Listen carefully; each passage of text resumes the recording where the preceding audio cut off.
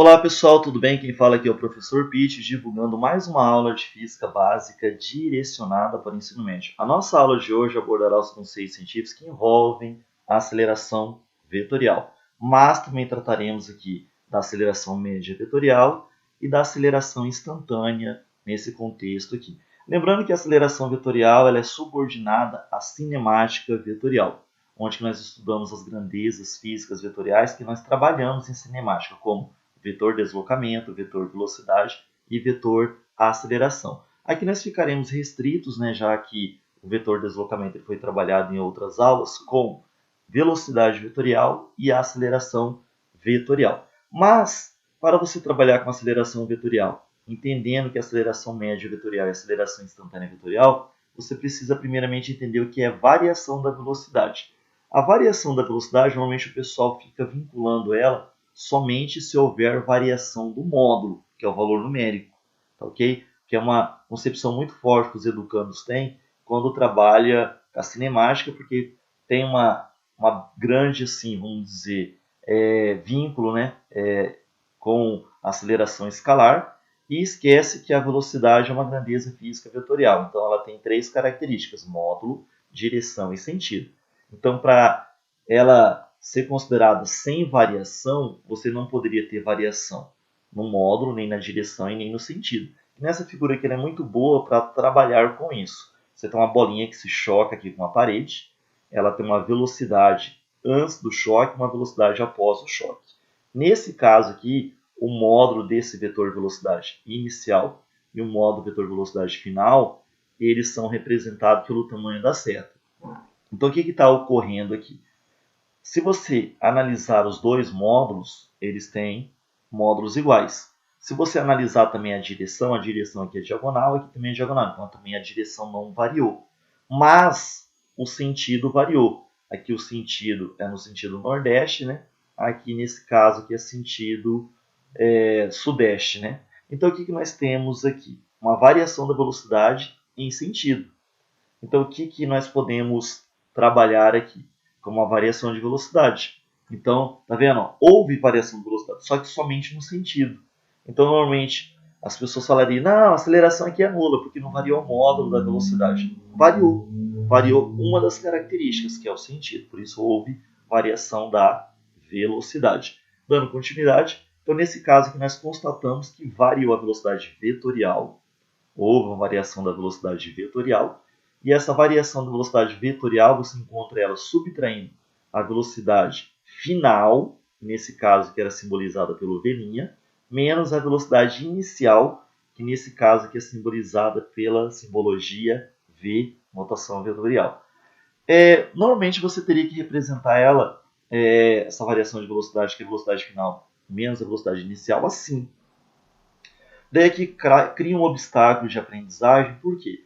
Normalmente quando os vetores aparecem assim com origens coincidentes, formando um ângulo agudo entre eles, as pessoas têm o hábito de achar a velocidade resultante usando a regra do paralelogramo. Quando aparece a variação de velocidade nessa direção e sentido aqui, causa uma estranheza. Por que causa essa estranheza? Porque está muito vinculado lá à regra do paralelogramo para achar a velocidade resultante. E aqui não é velocidade resultante, aqui é a variação da velocidade. Então, para você não ter essa estranheza, o que você faz? Esse vetor que está negativo aqui, que é o V0, você passa para o outro lado positivo. Daí você vai ter aqui uma soma vetorial de V0 mais o ΔV, que é igual a V. Tudo bem? Lembrando que esse V0 aqui é simbolizado pela letra V e esse V aqui é simbolizado pelo V'. Daqui que você teria aqui uma soma vetorial. Daí você teria o V0, que seria esse V aqui, mais o ΔV. Daí você tem uma soma vetorial. E esse V aqui, que é simbolizado pelo V', ele entraria como um vetor resultante. Daí coincidia origem com o primeiro vetor, extremidade com o último vetor. Daí não parece tão estranho quando você tem essa vinculação da equação com a figura, quando você tem essa pequena mudança aí para você ter essa representação mais esclarecida no seu processo de construção de conhecimento aí. Daí nós temos aqui o seguinte: a aceleração média ela ocorre quando você tem variação da velocidade vetorial num dado intervalo de tempo. Lembrando que essa aceleração média aqui é a aceleração média vetorial.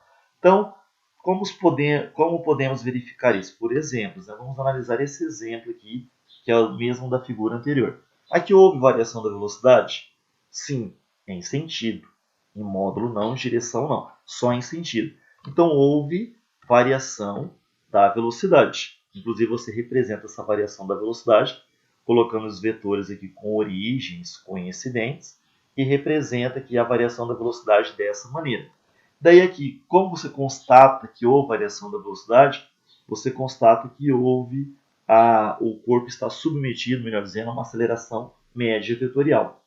Então, daí você tem essa clareza, que a variação da velocidade que possibilita você achar a aceleração média vetorial não fica vinculada apenas ao módulo, e sim à direção e sentido. Então, variando uma das três características, a aceleração média aqui. Lembrando que, para você entender o contexto de aceleração média, você também precisa entender o que é velocidade vetorial. O que é velocidade vetorial? É a medida com que uma certa distância é percorrida durante o intervalo de tempo, quando levamos em conta parâmetros vetoriais como módulo, direção e sentido. A velocidade vetorial também pode ser calculada pelo vetor deslocamento, que é a diferença entre os vetores de posição final e posição inicial, dividido pelo intervalo de tempo em que se deu esse movimento, tá ok? A definição de velocidade vetorial é diferentemente da velocidade escalar. A velocidade vetorial média pode ser nula, mesmo que o corpo esteja em movimento. Isso acontece nos casos em que o móvel parte de uma posição e, ao final de um certo intervalo de tempo, retorna à mesma posição. Nesse caso, dizemos que o espaço percorrido, que também em alguns materiais é chamado de distância percorrida pelo móvel, não tendo sido nulo, o deslocamento vetorial foi, porque ele saiu de uma posição e voltou para ela ao final de determinado intervalo de tempo. Aí, ok? A equação ou fórmula usada para calcular a velocidade vetorial de algum móvel é esta.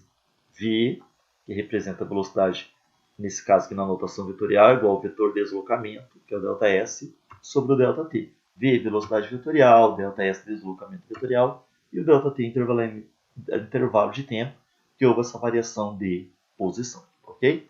Exemplo 2 aqui, vamos lá. Nesse caso aqui, pessoal, ó, isso aqui é para você entender quando ocorre aceleração média dentro do contexto da aceleração média vetorial ou simplesmente aceleração vetorial. Vamos lá. Nesse caso aqui, você tem o mesmo veículo ou mesmo móvel sendo analisado em duas posições, nessa primeira posição e nessa segunda. Se você olhar aqui, houve variação do módulo. O módulo na posição anterior ele é menor do que o módulo na posição posterior. E nesse caso aqui não houve variação da direção, horizontais, e não houve variação do sentido, para a direita. Mas houve variação da velocidade de módulo. Então houve variação da velocidade vetorial. Como que você representaria aqui? Você vai fazer a diferença entre o vetor velocidade final com o vetor velocidade inicial. Como que você fará isso? Você coloca aqui os dois vetores que têm a mesma direção e sentido, com origens coincidentes aqui, e vai colocar a variação da velocidade ligando a sua origem com a extremidade da velocidade inicial e coincidindo extremidade com a velocidade final. Daí você tem aqui a variação da velocidade que ocorreu aqui. E nesse caso aqui, a variação da velocidade, ela também te dá condições de você determinar a direção e o sentido da aceleração escalar média, que coincide com o ΔV. Não significa que são iguais, tá bom? Tranquilo? Nesse exemplo 3, o que acontece? Houve variação do módulo novamente, só que no caso anterior, o módulo havia variado para mais, aqui ele está variando para menos. Tudo bem? Não houve variação da direção, não houve variação do sentido, só do módulo. Então, como que você fará para achar a variação de velocidade aqui? Inclusive a sua orientação. Novamente, nesse caso aqui, nessa situação, você coloca os dois vetores com origens coincidentes, o vetor velocidade final e o vetor velocidade inicial. Só que a variação da velocidade, a sua origem, tem que começar com a extremidade do vetor velocidade inicial e a sua extremidade tem que coincidir com a extremidade do vetor velocidade final. É nesse caso que a variação da velocidade é em sentido oposto às duas velocidades, porque está tendo uma redução no modo da velocidade. Aqui seria um movimento retardado, especificando melhor. E nesse caso que a aceleração vetorial média teria a mesma direção e sentido do ΔV, não significando que tem o mesmo módulo, tá ok? Dando continuidade, a aceleração instantânea, né, que nós chamamos aqui de aceleração vetorial, ela é simbolizada pelo A, que está o gama, né? Por que acontece nos materiais? Eles simbolizam o A com aceleração escalar, tá ok? Daí quando chega aqui você simboliza a aceleração vetorial pelo A também, causa esse obstáculo de aprendizagem. Por isso, normalmente, alguns materiais simbolizam a aceleração vetorial por A, pelo gama, né? Mas na realidade você pode também chamar aqui de A. Então, a aceleração vetorial, que aqui é a aceleração em determinados instantes analisada da trajetória, também chamada de aceleração instantânea, só que aceleração instantânea vetorial, é a somatória agora de duas outras componentes, ou duas acelerações que a compõem, que é a aceleração tangencial, que vai assumir agora o papel da aceleração escalar, e a aceleração centrípeta, que você vai ter que trabalhar aqui também. Então, a aceleração instantânea vetorial é a somatória da tangencial mais a centrípeta. Mas a especificação de cada uma é o seguinte: a aceleração tangencial é aquela responsável por alterar a intensidade ou módulo do vetor velocidade. E a aceleração centrípeta é aquela responsável por alterar a direção do vetor velocidade. Tudo bem? Então, alterou a direção do vetor velocidade em determinada trajetória, o corpo está submetido a uma aceleração centrípeta. Alterou o módulo ou a intensidade do vetor velocidade, o corpo está submetido a uma aceleração tangencial. Lembrando que essa questão dos vetores ela surge quando estudamos o movimento circular ou curvilíneo, porque causa uma série de estranheza você ter variação da velocidade de direção e sentido, mesmo não tendo variação em módulo. Então, o que variava essa direção e sentido nessa trajetória curvilínea? Agora nós sabemos o porquê, por causa da aceleração centrípeta, ok? Dando continuidade. Então, a aceleração tangencial é aquela responsável por variar o módulo do vetor velocidade. A aceleração tangencial ela é igual em módulo à aceleração escalar, então por isso você pode chamar a aceleração tangencial de módulo igual à tangencial, aliás, a escalar, né? Daí o que acontece? Você pode encontrá-la por ΔV sobre ΔT, ou seja, a razão do ΔV sobre ΔT, aí em módulo, né, o ΔV, ou pelo vovô ainda trabalha, tá ok? A direção da aceleração tangencial é sempre a mesma do vetor velocidade, sempre a mesma. E o sentido depende. Se o movimento é acelerado, é o mesmo da velocidade. Se o movimento é retardado, é o oposto ao da velocidade. Uma observação, tá bom? Em movimentos uniformes, a aceleração tangencial é nula. Ou seja, toda vez que você tiver movimento uniforme, independente se é retilíneo ou circular, significa que o módulo da velocidade não varia no decorrer do tempo, a aceleração tangencial é nula, ok? A aceleração centrípeta, que é responsável por variar a direção do vetor velocidade, ela é dada por essa equaçãozinha. AC, normalmente alguns materiais chamam também de ACP, é igual à velocidade naquele instante analisado elevado ao quadrado pelo raio da curvatura. A direção é perpendicular à velocidade, ou seja, forma com o vetor velocidade naquela posição um ângulo de 90 graus, ou ela é radial, coincide com o raio dessa curvatura. E o sentido é sempre para o centro da curvatura. Observação. Nos movimentos retilíneos, a aceleração centrípeta é nula. Ok? Aqui nós temos essas descrições aqui de alguns movimentos, para a gente analisar eles de acordo com as falas anteriores. Nós temos o movimento retilíneo uniforme, retilíneo uniformemente variado, nesse caso aqui acelerado, e retilíneo uniformemente variado, nesse caso aqui retardado. O que nós podemos constatar aqui nessa primeira figura, que é o movimento retilíneo uniforme? Que nós não temos aceleração centrípeta, devido ao fato do movimento ser retilíneo. No movimento retilíneo, o raio tende ao infinito. Então, quando você divide qualquer velocidade, mesmo que elevado ao quadrado por infinito, ela tende a zero. Então, por isso, nesse caso, nos movimentos retilíneos, a aceleração centrípeta é nula. E a tangencial também é nula. Por que a tangencial é nula? Porque o movimento é uniforme. Ou seja, o movimento uniforme, nós não temos variação do módulo ou da intensidade do vetor velocidade. Então, consequentemente, a aceleração é nula. Como a aceleração vetorial é a somatória da aceleração tangencial mais a centrípeta, e ambas são nulas, ela também será nula. Ok? No movimento retilíneo uniformemente acelerado, nesse caso que a centrípeta é nula, porque o movimento é retilíneo, e nesse caso aqui ocorreu variação do vetor velocidade. Só que esse vetor variação de velocidade ele ocorreu com o aumento do módulo da velocidade no decorrer do tempo. Então aqui é o movimento acelerado, tudo bem? E nesse caso aqui, quem variou o modo da velocidade para mais é a aceleração tangencial. Como essa variação do modo da velocidade está aumentando com o decorrer do tempo, a aceleração tangencial ela tem a mesma direção e sentido do vetor velocidade. Como a aceleração centrípeta é nula e a aceleração vetorial a somatória da tangencial mais a centrípeta, então a centrípeta sendo nula, o módulo da vetorial fica igual ao da tangencial para esse tipo de movimento, tá ok? Quando o movimento retilíneo é uniformemente retardado, só o fato do movimento ser retilíneo, a aceleração centrípeta é nula, tá ok? Mas, como o movimento aqui é retardado, ou seja, com o passar do tempo o módulo da velocidade diminui, então você está tendo uma variação desse módulo para menos, a aceleração tangencial, o corpo está submetido a uma aceleração tangencial. Só que essa aceleração tangencial ela tem a mesma direção, porém sentido oposto ao vetor velocidade. Como a aceleração centrípeta é nula, a aceleração vetorial em módulo é igual à aceleração tangencial. Tranquilo? Isso aqui são as descrições do comparativo de aceleração tangencial e centrípeta nos movimentos retilíneos. Vamos para os movimentos curvilíneos ou circulares, né? Nós vamos começar pelo movimento circular uniforme. O que acontece aqui?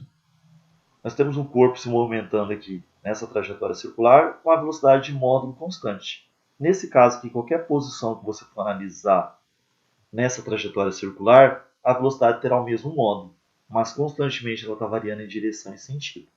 Então, o que nós sabemos aqui? Que todo corpo em curva tende a se movimentar em linha reta. Nesse caso aqui, como nós não temos aceleração tangencial, por que a aceleração tangencial é nula?